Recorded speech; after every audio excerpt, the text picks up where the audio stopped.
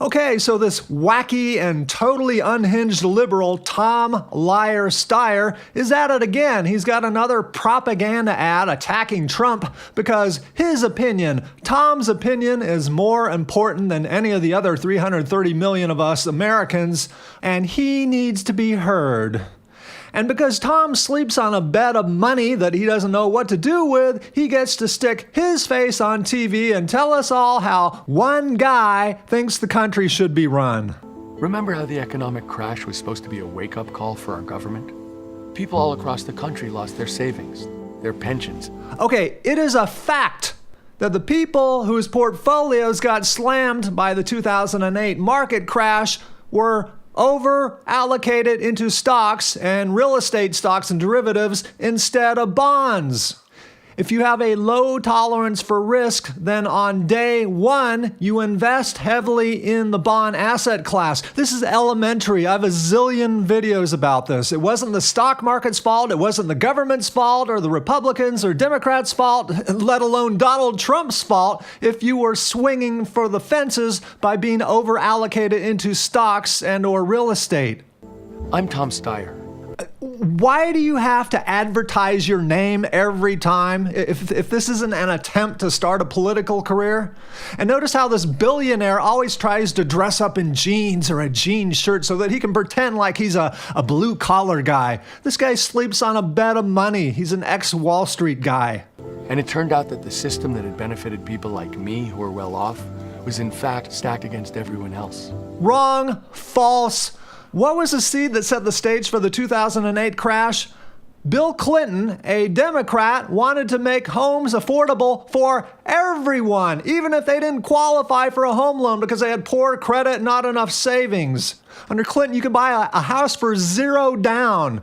And so a housing bubble was created, and when it all came crashing down, it was actually lower income people who suffered massive foreclosures and bankruptcies. So Tom Steyer is talking out of his behind when he says that things were stacked against everyone else. He's Liar Steyer. It's why I left my investment firm and resolved to use my savings for the public good. He left his hedge fund probably because he built up a net worth of what is now said to be $1.6 billion. What billionaire wants to keep working 9 to 5? I mean, and now that he saw Donald Trump, a businessman, become president, a light probably went off in Tom's head telling him to put out a bunch of TV ads featuring himself so that he can run for some political office in the future. But here we are 9 years later. Here we are 12 months later, and Tom Steyer still can't come to terms with the fact that his candidate lost. And this president and the Republican Congress are making a bad situation even worse. They won't tell you that their so-called tax reform plan is really for the wealthy and big corporations. Wealthy and big corp. Actually, this is what got Trump elected.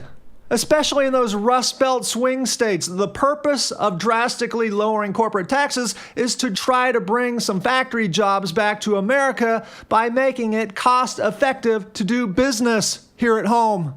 Because as it stands right now, they all packed up and went off to China.